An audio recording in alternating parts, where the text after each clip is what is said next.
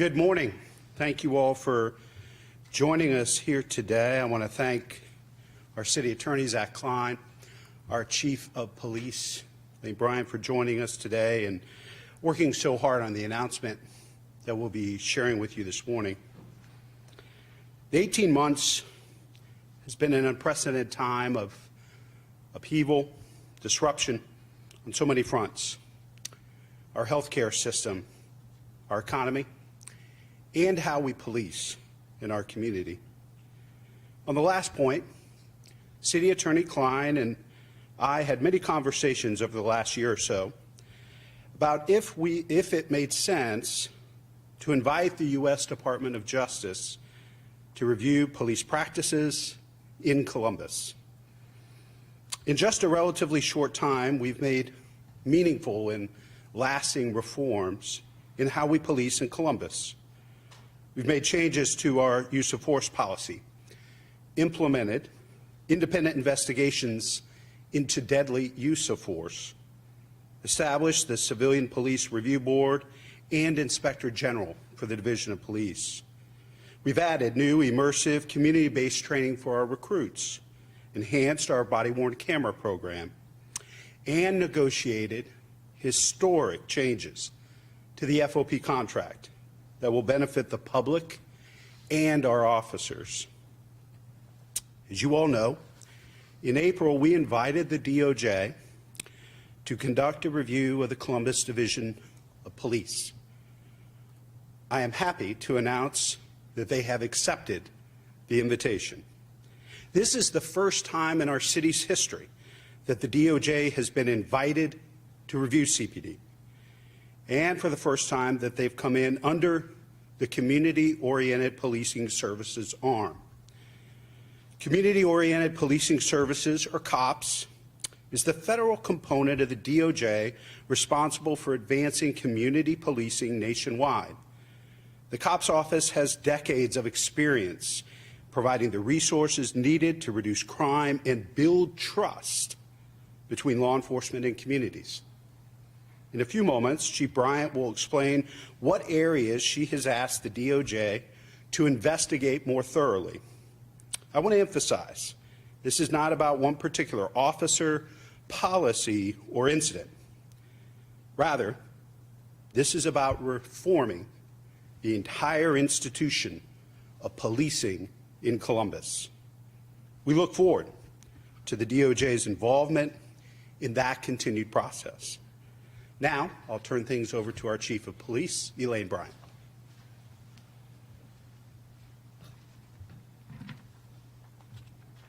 Good morning.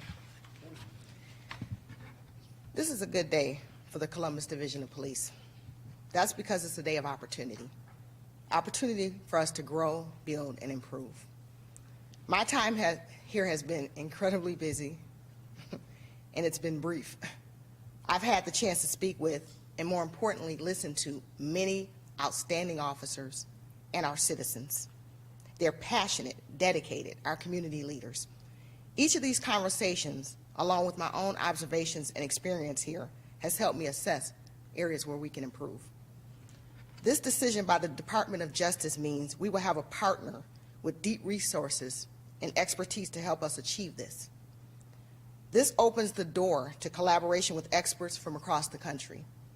We can benefit from their experience and knowledge to help us improve our policies and the way that we serve this city. They will help us become even stronger, more efficient organization. The Department of Justice will work with us directly. This will be a collaboration. Much work has already been done. We will build on the findings of the Matrix Report and the Community Safety Advisory Commission. The research of Carter Stewart and John Glenn School helped us identify where we have work to do. There has been areas identified where there is room for improvement and for growth. These include use of force, training, de-escalation, recruiting, diversity, bias-based policing, an early warning system for officers in need of support, our use of technology to help us police better, staffing, and community relations. This review will not be limited to those areas. It will be fluid and offer us the flexibility to adjust as needed. My singular focus in coming to Columbus and taking this position was to service the community and this division. It is what guides every decision I make. This is not something we can do alone. We have to be open to the possibility that we don't have all the answers. We must be ready to accept the feedback of experts and our residents. This is how we put together the best system we can, not just for short-term success, but for sustainable success. I've said it before, but it bears repeating. We must be open to change, but that change has to make sense. It has to be thoughtful and what is best for the community and this division going forward. We ask our officers to constantly train to be better, to strive for the next level of skill and excellence. This is no different. Our work is too important, the stakes are too high for us to ever be satisfied with the status quo. We are committed to working with the DOJ in full partnership and service to the people of Columbus. Thank you. Well, good morning, everyone. Thanks, Chief. Thank you, Mayor. And thank you to the leadership of the Department of Justice for heeding our call and giving public safety in Columbus the attention it needs right now. As a result of the proactive requests Mayor Ginther and I made earlier this year, this engagement will be a partnership between the City of Columbus, the Columbus Department of Public Safety, the Division of Police Leadership, and the Department of Justice. One that has the potential to bring great improvements to our community's policing practices. The path forward will be a collaborative approach, where the experts at the Department of Justice will advise the Chief and the Division of Police on areas that the Chief identifies as needing the most attention. While we as a city have done a great amount of work to identify areas for change and improvement within the Columbus Division of Police, this partnership with the DOJ will now allow them to do in-depth analysis and review of existing policies, procedures, and trainings. And most importantly, perhaps, bring real solutions and plans for implementation of the changes they identify that are required to be made. To understand what sets this approach apart from what may be happening in cities like Minneapolis, Phoenix, or Louisville, where the DOJ is engaged in litigation in a patterns and practice, here in Columbus, we invited the Justice Department to come to our city, to take a look under the hood, and to see how things really are working here, to work hand in hand with Chief Bryant, who has now been here for a few months, she'll know the exact days, and has an important grasp on the most pressing needs to improve the division. This proactive posture, which is different than a consent decree or formal patterns or practice investigation, does not include litigation at this point. We are enthused about this approach because this type of partnership, this type of team effort has great potential to improve public safety for residents and for officers alike. The resources and expertise of the DOJ will provide ways to support officers and give them the tools to help us all improve public safety in our city. That's our ultimate goal. I view this as an encouraging development in our effort to improve policing. Columbus is the 14th largest city in the United States, and this partnership is an opportunity to set an example of how the DOJ and cities across the country can work together to improve policing. At this point, I'd like to turn it back to Mayor Ginther.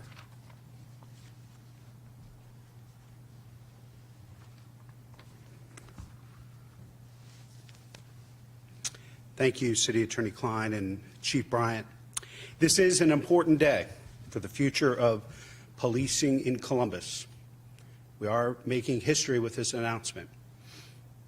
Our community has been around for almost 210 years, and never before has the city invited or the federal government accepted our invitation to come help us reform policing in Columbus. It is a historic day, and a day that I think will help us continue to move forward in reforming the Division of Police under the leadership of Chief Bryant, building trust and restoring trust between law enforcement and the community, and learn from best practices around the country. We want our Division of Police to be the very best, to serve and protect everyone in this community. And we believe this engagement with the DOJ will help us on our journey to make that vision a reality. Be happy to take a few questions. Yes, Dan? When will this review begin and how long do you expect it to last? We don't have necessarily a timeline on how long it will last, but the DOJ has expressed to us it will start immediately. They'll be sharing a press statement and information later today about their engagement, but it'll start immediately. What exactly does this involvement look like? What does it mean? Well, today is just the announcement of the partnership. There may be some things that the chief has already articulated. She's asked the DOJ to look at areas of focus for her as chief, and I'd be happy to have her come back and talk about that some more.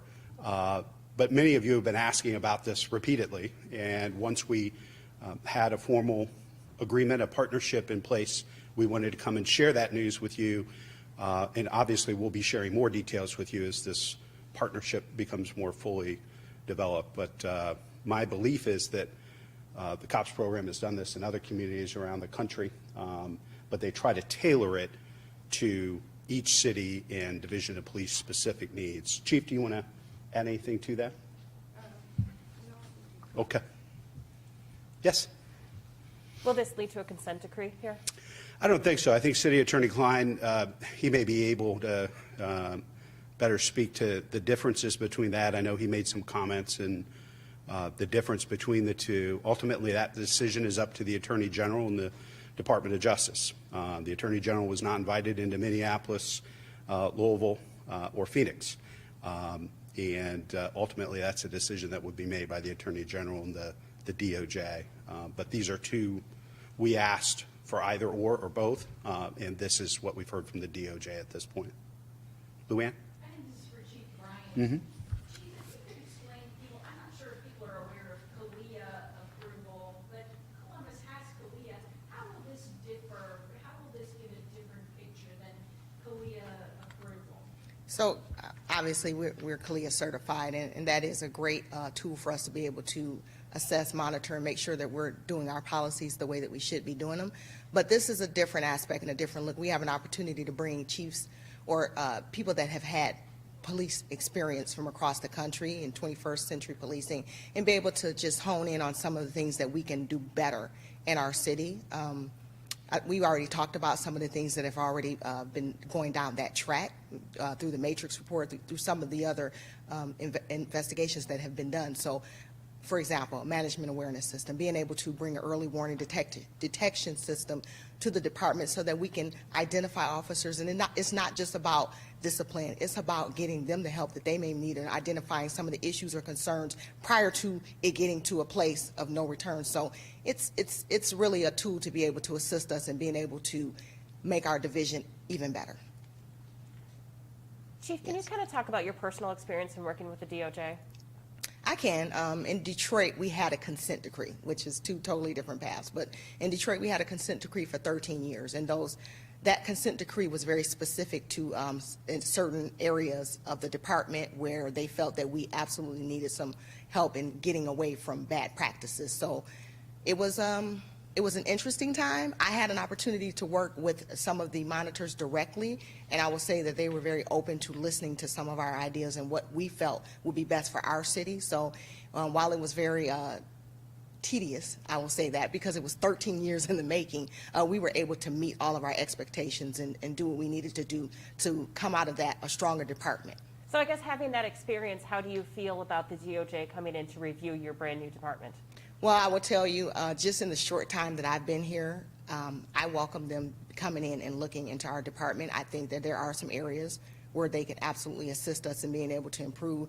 A big one, again, is the technology, looking at some of our training, looking at some of whether or not we are doing the best practices when it comes to bias-based policing. But there are areas that we're doing well in, but we can absolutely improve. So I welcome them coming in, and I look forward to the collaboration. Well, the DOJ is coming to other cities, whether it's a consent decree or through this process. It usually costs a lot of money. A lot of these programs, nothing's free in the world. How are we going to pay for this? That's going to be, yep, I'm going to. How are we going to be paying for this, and is the city at this point willing to, whatever the DOJ suggests, throwing up the bill for? The health and safety of the people of Columbus are a top priority, period. And the relationship between the Columbus Division of Police and the community is absolutely critical in order to provide and make sure that everybody is healthy and safe in our city. It will be a top priority. There's a reason we invited them in. We think they can help us become better and make us into that 21st century community policing organization that the chief and I envision. It will remain a top priority, and I will work with City Council to do everything in our power to fully fund whatever best practices and recommendations that can make us better. And when you made the request, you asked for a racial bias review. Is that going to be part of what the DOJ has accepted to come in and do? City Attorney, you want to talk? And I will add something to your question, Bethany, is that the actual expertise and guidance from the DOJ is provided for by the DOJ at no expense to the city of Columbus. If, for example, we go with an early warning prevention system, as the chief alluded to, obviously selecting who that is, and that is a cost the city would bear. But the expertise of the DOJ is paid for by the DOJ. It is a partnership that they fund through their COPS offices for cities like Columbus across the United States. So we're not paying the DOJ anything to provide this expertise. As it relates to the question about racial bias, look, the reality is the areas of concern that the chief has already identified will require an in-depth analysis of our policies, our trainings, our procedures, and inherent in any in-depth analysis is a look at the data, is looking at what is under the hood driving certain outcomes, driving certain policies and procedures. So while perhaps that is a question best asked for DOJ, the reality is I don't know how you can't look at the data driving our results and without looking at the policies, and I'm sorry, you can't look at the policies and practices of what we're currently doing without the back end data to support whether the policy needs to be changed. One for the chief and probably the mayor too. Chief, talk us, what will you say to your division of police? What will you say to the officers? You may have already sent out a division-wide email, I don't know. But how do you want to talk to them about how this impacts them? And with crime at an all-time high, the officers are working really hard. Do you think that this gives them a negative spin, that they're going to feel downtrodden by this?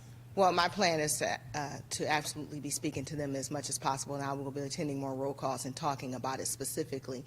What I want them to know is that we're committed to them. I want to make sure that they understand that this is not about belittling them, making them feel that they're inadequate. This is about getting necessary tools to be able to assist and help them in doing their job and being the best division that we can be. So my goal is to make sure that the officers, the soldiers, the boots to the ground, are able to continue to do the work as professionally as they can, and they have been. We have some really great officers, but there are policies, procedures, and things that we can look at to enhance and improve and make sure that we're out there doing the things that we need to do, not only for the benefit of the division, but for the benefit of the community as well. So that's equally important. And some of those things are not about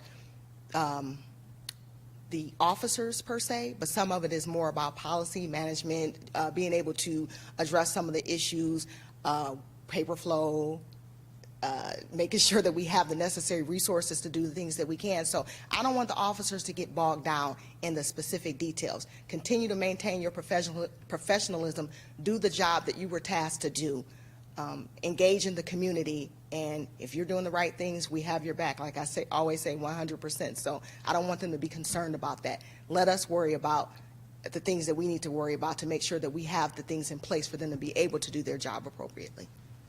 The only thing I would add to the chief's comments, I actually am a big believer. I've been talking to a number of officers who have been really inspired by the chief's leadership, her accessibility, getting around to roll calls, the change and reform that she is leading within the Division of Police. Many officers are very excited about her vision and leadership, and I would argue maybe the opposite of what you suggested. Safety reform, oversight, and transparency can actually make us all safer. Because as we enhance and restore trust between the community and the police, there's going to be more information sharing. There's going to be more cooperation and collaboration. There's going to be more willingness to share information to get the most violent criminals off the street, that we know there's a small number of folks committing the overwhelming majority of violent crimes in this city. And we'll open up those channels and relationships as we reform and change the Division of Police, and then trust and accountability go up in the community with law enforcement. I think it will make us all safer. We can do both. We can support our officers and change and reform the Division of Police at the same time, and that's exactly what we intend to do.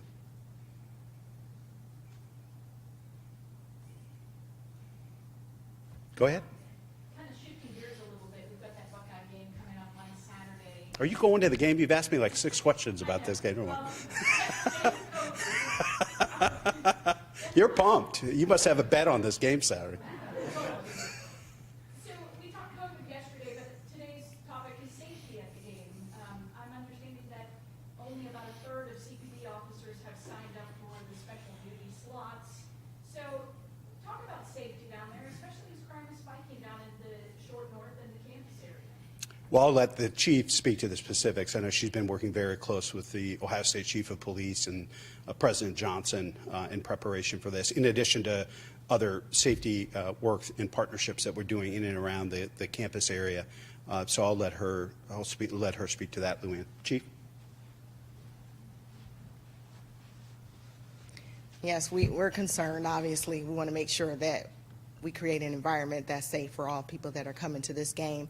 But what we did is, we know that we have a shortage of officers that signed up. We're going to ensure that we have as many people as we can to be able to assist with that endeavor. But we also ask that Ohio State reach out. So there are other agencies that are also in play in regards to making sure that it's safe. So we're working on that. We're trying to figure out how we're going to be able to make sure that in the future that the games are staffed properly. Did I answer your question? I'm wondering what CPD is going to do to control the crowds, given the fact some of the changes in the policies recently to avoid a situation like what happened at Chitfest a couple of months ago. We're going to do our job. So I will tell you that that the policy is specific to certain things. It doesn't prevent us from being able to do our job. So the officers will maintain professionalism. They will do the things that they need to do to ensure that that crowd is maintained and doesn't get out of control. And so, I mean, that's all I can tell you. It's not going to, my officers are not afraid, or they're not hindered in their ability to be able to police as they need to. But if the students take to the streets? Take to the streets to do? Inform a crowd in the middle of the streets, what will CPD do to control that crowd? They will ensure the safety of the students as well as the motorists that are on the road. We're not going to engage or do anything that's going to cause any disruption. Any other questions? Thank you. Dan, did you have one?